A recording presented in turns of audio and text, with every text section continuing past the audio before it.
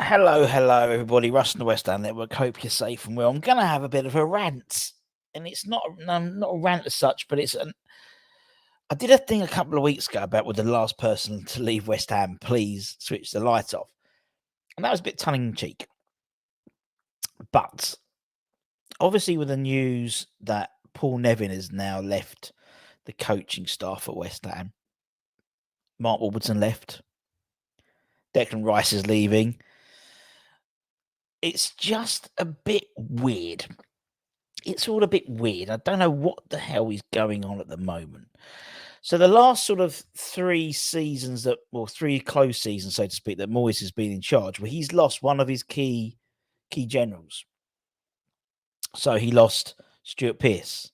Sorry, let's go back. So he lost Alan Irvine, who was led to believe it was a real confidant of Moyes. Then Pearcey left. And now this year you've got Warburton leaving and Paul Nevin. Now I understand totally. We can only read what the statement's been given, particularly for Paul Nevin. So the club have said that basically it's to pursue, opportunities outside the Premier League. So that might be maybe doing full-time working for England, maybe. We don't know, but that's what it says in the statement. So it's not to leave for a Premier League club. We've had Mark Warburton, obviously he's been interviewed. We had GF Hammer's chat interview him as well. Really good interview, but said that, it was always a sort of temporary role type thing. And he was initially brought in to try and implement a new, more attacking style, but maybe he didn't put himself about a bit enough to get that style implemented. And then they sort of reverted back, so to speak, to the more sort of Moyes ball. Shane Thomas from The Athletic on the news about Nevin, he said it's a huge blow for West Ham, particularly for David Moyes as well, because Paul Nevin was really important behind the scenes. Throughout that whole period, throughout sort of Irvine leaving, Pearcey leaving, Paul Nevin's been there, a consistent thread. Him and Kevin Nolan basically are the two who are still there. Well, now it's just Nolan's the last man standing, but also he was a key confidant for Moyes. He was responsible for preparation of training and attacking set plays. The fact is that Gareth Southgate obviously saw enough in him to twice be involved in the England setup, and on a part-time basis. That's how much they wanted him. So maybe it means him moving more into a full-time role. I don't know. Obviously, there's also uncertainty about the future of Rob Newman as well, the head of recruitment, ex-WHU employee, says the likelihood is that he may have a severance package because of the appointment of Tim Steinden. Maybe it's Tim Steinden. We don't know. Whether it's Tim Steinden's, whether it's just coincidental.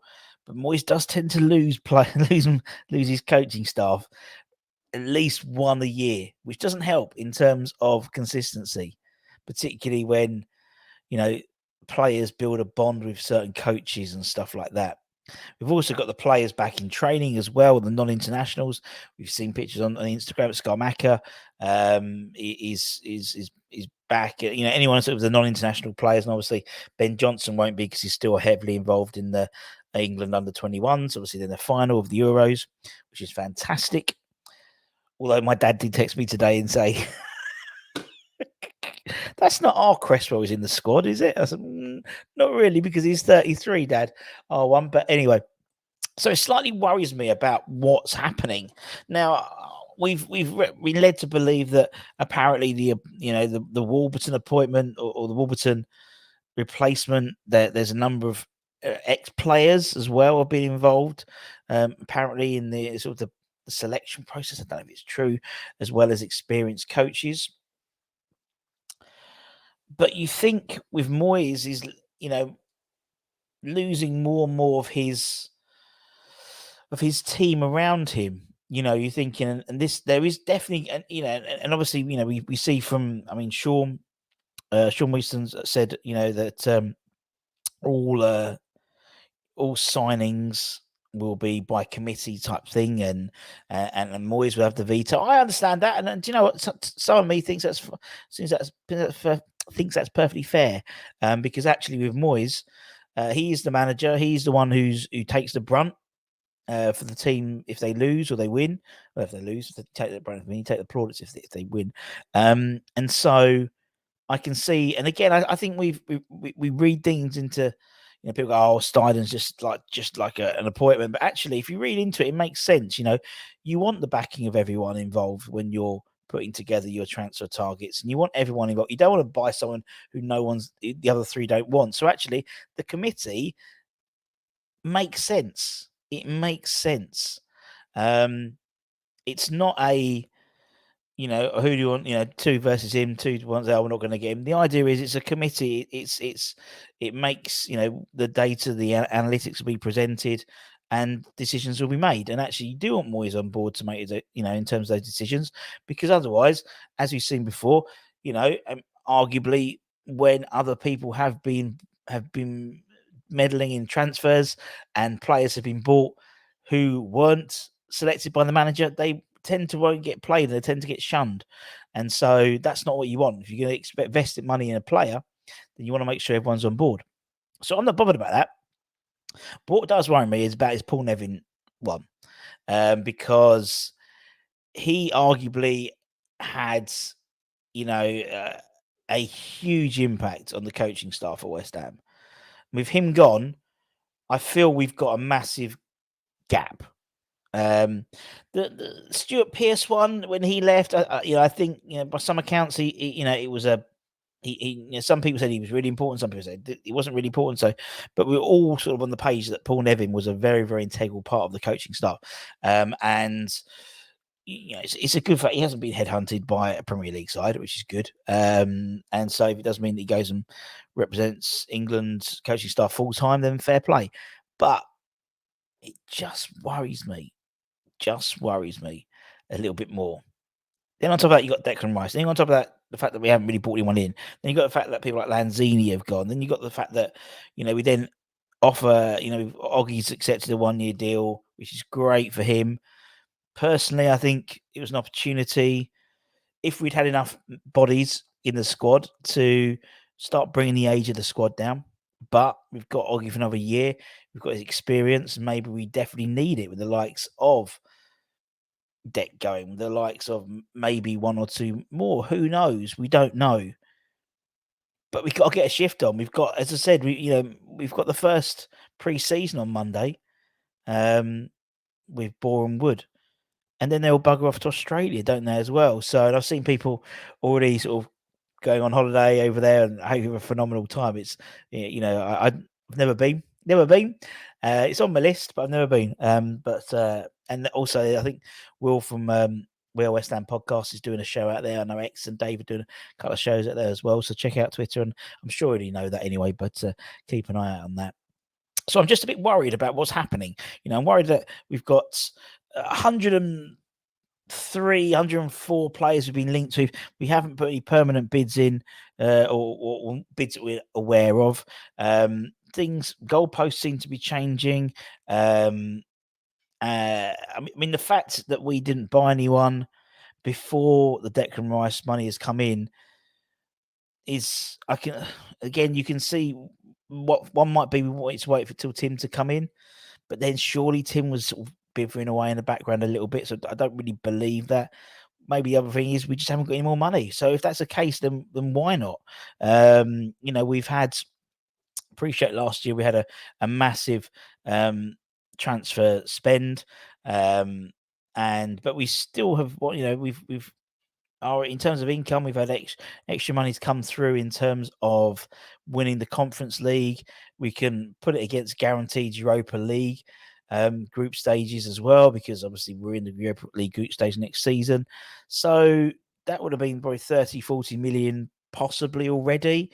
If it's to balance the books, it's to balance the books. But there's no news, and that's the thing now. Where we used to have loads of leaks, now we have no leaks, and now everyone just goes, I don't know what's going on.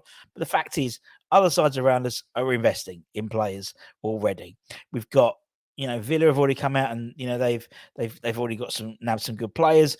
Newcastle are starting to, obviously, they've got Tonali, and now they're obviously looking at maybe Harvey Barnes as well. Brighton are looking to reinvest. All these signs are looking to reinvest already, and we're so far away from the curve at the moment. We hear stories, in terms of who might be coming in, but they're just stories. They're just stories, and I know, and we know it more than anyone because obviously we aggregate them, and any rumors we put forward to you, so you guys don't have to trawl through the internet and trawl through all the news sites having to find the rumors. We do it for you, and we know. As I said, 100. I think 102 at the moment, but there's a couple more I've got to add to the list this week, and there'll be more. That's for sure. I think last year we did about 130 transfer rumors, and then we bought 8 players, so that's about. Is it about 8%? Is it about 8%? 8 divided by 130, 6%. About 6%. And we there's no way we were in for all 130 players. That's enough to fit five Premier League squads from scratch. So that's not the case. But it's just getting that little voice at the back of my head is now getting louder and louder in terms of the panic. A bit like Inside Out. The angry one's getting a little bit more, the panicky one's getting a little bit more angry and angry and angry, a bit more panicky.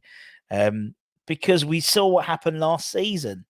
When we bought the players in, we bought them in far too late. Pre-season has already started for the non-international players. And there's nothing new. So, but one of the biggest pieces of the team will not be there next season. So that needs time to build in. That needs time to work on that new piece being brought in. Or maybe you move a few pieces around. That needs to be sorted. That needs to be like priority. Now, I'm not assuming at all that the staff internally are just twiddling their thumbs and going, "Oh no, they'll be on the phone. They'll be doing these things. We know they're going to be intermediaries and agents, and we know that's going on. But something needs to happen this week. In the next few days, someone needs to come in just to get the fan base back going. Do you know what I mean? Because at the moment, you look at Twitter or Threads or Instagram or all that type of stuff, and it's all doom and gloom. And a month ago, we'd won the first trophy for 43 years, and now it's all doom and gloom. We've qualified for Europe for three consecutive years, the first time we've ever done that in our history. But we're just seeing lots of outbounds, but nothing coming this way. Even if it's the appointment of Warburton's replacement and Nevin's replacement, we would have known about Paul wanting to leave. We would have known about Warburton wanting to leave. So the assumption would have been that things would have been ready to roll. Same as Declan Rice. We knew Declan Rice was going to leave 18 months ago, really. So you would have assumed what they say of assumed makes an ass of you and me. But there would have been a contingency plan booked in. But clearly not. Clearly not. And maybe it is. Maybe they were waiting for Tim to come in but what if Deck had left in January last year or last September? There was no plan involved. But I'm worried. I am worried. I put on a facade, but I'm starting to get a little bit worried. I am now, as every day ticks along, and we add more and more names to this list of transfer rumours. And there's more and more stuff coming out of the club. As I said, we've had, we reported on Juventus interest in Fornals. Can't see one happening, but we reported it anyway. You had the whole thing with PSG and Paqueta. You had all the stuff about Tilo Kira maybe leaving. Tommy Suchek, people maybe moving him on in order to, because he's coming to the end of his contract. You've got the fact of someone like Cresswell. I mean, we've offered him a new deal, but next season he'll be going anyway. Oggy will be going next season as well. You've got the whole Antonio thing. Galatasaray were looking interested in him. People sniff around for Bowen. And I've just got real uneasiness at the moment about what the season's going to bring. because we know, as I said, last year we saw we got 180 million pounds worth of player in. Arguably, they were all about 2-3 weeks too late in terms of pre-season, at least. We're unfortunate with the likes of Agad getting injured and stuff, and that would have made a big difference, I think, in the initial bit of the season. But still, we're going to be buying. We are going to.